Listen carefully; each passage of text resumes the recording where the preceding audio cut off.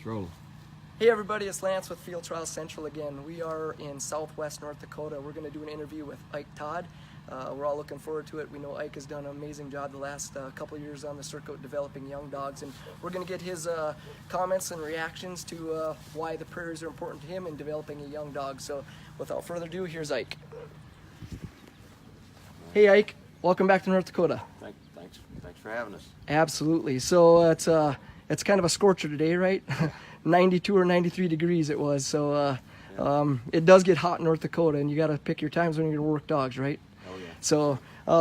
So following similar thoughts of our other interviews, Ike, why do you come to the prairies? Why is it important for your program to be here? Like you said, the past few years I've changed and not running the all-age circuit at all, and I've switched to derbies, which doesn't matter, but for derbies and young dogs, there's no better place than up here, especially years past. The past few years our birds have been down, drought conditions and stuff, but it's still long days. I mean, these days up here, we get up at 3:30. Yep. And generally, when we first get here, we can turn loose before 5 a.m. Right. And it gets hot, yes, but then in the evenings you can go back out, and if you figure out working hours, yep, you can work more dogs than you ever could at any other place in the world, really. Yep. And a lot of it's just daylight hours. I mean, people don't look at it that way, but if you down south, even if you got one of the better plantations to work on or whatever, you're in the wintertime, there's 10 hours of daylight. Right. Here there's much longer, and that's one of the draws to it. Just like I said, in years past, it was absolutely unbelievable how many birds this area and some others up in here had pheasants. Yep. You could just jump dogs out and they were instantly in birds, and you could stay in birds as long as you wanted to. Right. Yeah. I don't know of anywhere you could do that, any better. And with young dogs, that's great. Yeah, absolutely. Yeah. But at times, this area, it used to be too many for a lot of old dogs. I mean, it was just, it wasn't too many, but it was just ridiculous how many birds would get up, and it was really better suited to derby country.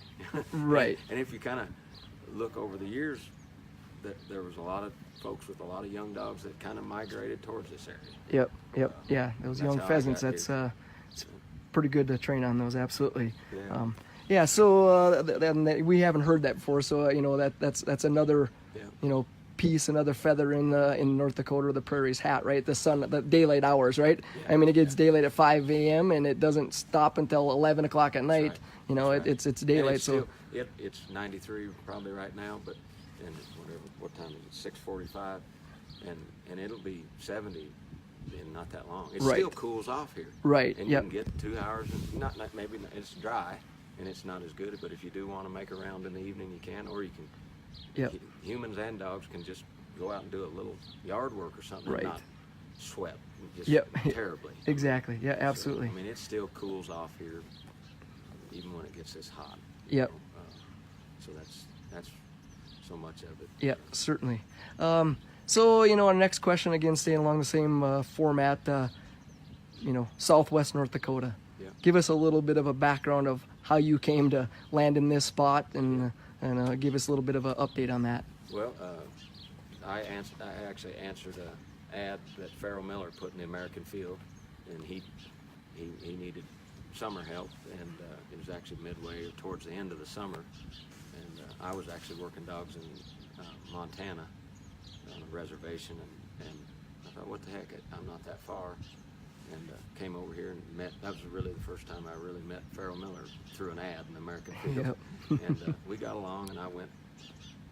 I was in school still at that time, and that winter went and field trials with him during Christmas break and saw his place down there. And, but anyway, the next spring I went and lived in Kentucky when I got out of school, and then came up here and been here ever since. I was here 4 years with him, and then I've been here 13, so 17 years in this area. And his camp was north of here, Mm-hmm.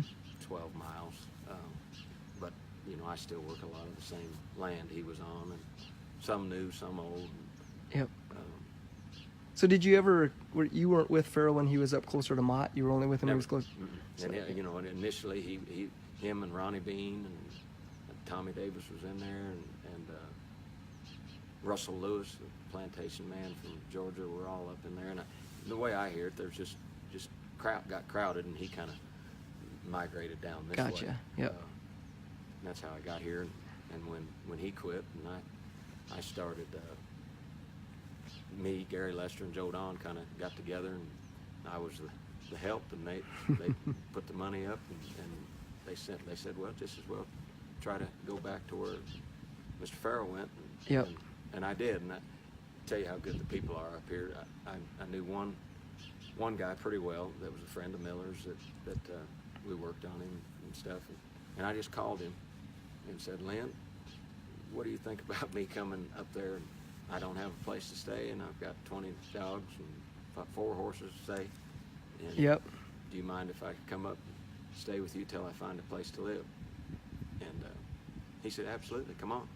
And Mr. Farrell's place up there, they went up on the rent too much to after he left to afford it, is why I couldn't go there. And anyway, Len Olson said, absolutely, come up. And I lived with him for 2 weeks and found this place. And we there used to be CRP all the way around it. We used to work dogs around it, and I never even dreamed in a million years I'd be living there for 2 months every Yep. summer after Yep. that. But Paul Stryker owns this farm, and it's unbelievable this day and time. You know, all I need to do is go up and knock on the door. You know, and I didn't have a clue who owned it. And I knocked on the door, and if you go over there, it still has it. It has, come in, we're open. It's like a business. Yeah. I thought, no, well, nobody's here. I'll just look, because I'd looked at 20 houses up here. You know, some didn't have a washer, some didn't have a hot water heater. Yeah. And I thought, well, I'll just see if it's livable. And look, and you barely open the door, and he's got his information, how to call him, and they have this house. It's a pioneer house. It is never, they say, has never been locked. They've left this home, and it's the original homestead, open with directions on how to open the house, turn the heat on in case you get stranded in a blizzard or whatever. And that's how I got in touch with Paul Stryker. I just called him and said, would you rent me this house and barn? And another person from North Dakota, he said, well, sure. Yeah. And in fact, I never met Paul Stryker. He's moved away. I never met him in person. And lived here for 10 summers. And I just met him like 3 years ago, and he came through while I was here, and we hit it off in person. Yep. You know, but that's saying something. Somebody. That's a good story. To rent a place to somebody, and I told him, now, Paul, there's dogs, there's horses, and he said, well, as long as you leave it as good as you find it. Right. For 10 years, he never even checked on me, really. Right. Yeah, so, and that's. And he came, and he was well pleased, and he's always been pleased. So. The North Dakota nice mentality, right? Yes. Yes. Just you can't beat the folk. That's part of the reason that we come up here. I do. Yeah. I truly enjoy the folks and the people, my neighbors, and you know, they're like when I was field trialing more. A couple years, I figured it out. I slept in this bed here in North Dakota for the 2 months, more than I slept in any bed for the other 10 months of the year. And it does. It feels like home here. Yep, absolutely. Or, you know, as much as it can. Yeah. So you kind of gave us a little good segue. You know, field trialing, right? So we're here for field trialing, right? We're here for bird dogs. So let's talk about your summer camp objectives. And again, I think I know, you know, you've cut back from the trialing and you're developing dogs for people. So again, whether you want to talk about that or not, that's your decision. But you know. Summer camp objectives. Let's talk about your camp objectives. Me personally, right now I don't hardly have any older dogs here. There's a bunch of them here, and none of them are broke. And so my main objective is the Derby age dogs is not like I used to when I was maybe younger and dumber, and I'm still kind of dumb and young, but not put too much on them here. But if you can get your derbies up here, and I've it's been long and slow to finally get this through my head. If you can have your derbies where when you can verbally stop them with a good group of pheasants or huns or chickens or whatever, if you can verbally, and not hack and whoa, whoa, whoa, whoa, whoa, but verbally, lightly, holler whoa or whisper it, and they stop and style up here, you have done enough for a derby. Yep. And I carry a lot of puppies up here, and main thing early, especially getting here early, is just, I don't really care, and I know a lot of folks kind of disagree with me, but I'm fine if a puppy up here doesn't see a bird for a month.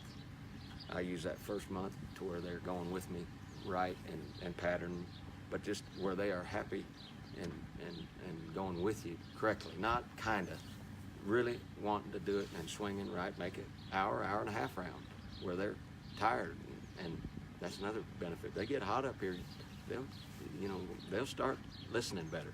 Yeah. day by day, and with puppies get them, and then I mean I'm here for 2 months. If the last month and it gets better, the birds always get better. Yep. And the puppies get the back burner as far as time of day. Right. So they're running when it's hotter early, and Yep. there's less chance of birds. But the birds always, they get a little crop out. Yep. And by the last month, these puppies, I'd like to see them go to birds and see which puppy may have the best nose. And of course, you can see forever. You can see who's going to run the most or the least, or which we're looking for the very top flight field trial dogs. Which dogs have the best gait and stay sound. Whereas if you work, and I run a lot of puppies together, and if you're working them all this 45 minutes or an hour, and 3 of them can't do it, and the other 6 can, there's probably something conformationally wrong or something with the 3. Yep. And it's pretty evident up here. Yep. You can go as long as you want or as short as you want. Right. So.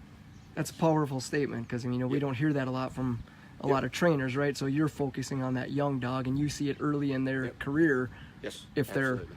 stamina, correction, confirmation, it's all got to go together with that gait, right? Truly, I've worked primarily for, and I have forever, Farrell Miller, Gary Lester, Joe House, Keith Wright, Dr. Corder.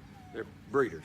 Yep. And if you're breeding dogs, you need to have conformationally correct dogs, and we're looking for the top 5%. Top 5% can win good field trials, and the top 1% should be bred to. Right. And you can win a lot of field trials with a dog that may not be. You don't necessarily need to breed every female to it. Yep. And so that's kind of what we're looking for, and of course along the way there's a lot of good dogs that have come out of this county. Yeah, absolutely. Between all the folks that have been here, there's been a bunch of. I think since I've been at this camp, 6 Perino Award winners. That's in 13 years. Right. So that's several. Yep. Knocking on 50%. That's a good MLB average, right? Batting average. Yeah. Anybody take that? And of course, I didn't run them all through all that at all. But this prairie and birds and working them, yep. you can sure make good dogs. Yeah, I know our listeners are going to love that. That's excellent information, Ike. So, we'll try to wrap it up here. So, as you're getting to close camp, and there's a solid month or 6 weeks left, before most of the trainers start heading out. But where do you go after this, Ike? Where are you looking at? I go straight to home from here. Sometimes I go over to the Montana Shooting Dog Championship and have had dogs for different folks over there and family over there. I kind of meet in the middle. Right. It's not too far. See old field trial friends over there and go run their derby stake, and I may go there this time. But then from here I go home, and I've got to take care of my grounds at home. So when I get home, there's some trials, pretty early in October in Ohio that I seldom go to, but I've got to mow, and we pre-release a lot of birds, and I got to get those birds out, and in the meantime, try to keep these derbies from forgetting everything. Yep. And then trials really kind of get started for me the 1st of November. Okay. Hell Creek trials. Yep. I go there, which anymore I will just don't run an all-age dog. I just have past 3 years only run derbies. Right. Yep. So You're doing a pretty good job at it. yeah, it suits me, and it's working. So Yep. I'm not gonna change it until I have to. Yeah. It keeps me closer to the house. Really, it's the whole reason to do it. I can, where I'm at, I can go to smaller, shorter derby stakes and stuff. Yep. And I can get up early and go and run the whole field trial in a day. Right. And be home and working. Gotcha. And derbies need more work than old dogs in it. So Yep. I need to be back and make another round with them and then go to the trial next week. But anyway, I run a lot of those trials at 30-minute stakes and stuff Yep. around there, and then I go to the Derby Championships. Yep. And I didn't even go to the Continental last year, but Georgia Derby, National Derby, the All-American Derby, and hopefully the Derby Invitational. Yep. And that's really Yeah. it. Yeah, absolutely. That's 4 championships is Yep. all I go to. Yep. And some smaller stakes around the house. Makes sense. No, And that's it. perfect. Yeah. Well, we're going 16 minutes, so I think you beat some of your competitors. All right. I'll say it. So I All know right. that was one of your goals. Yeah.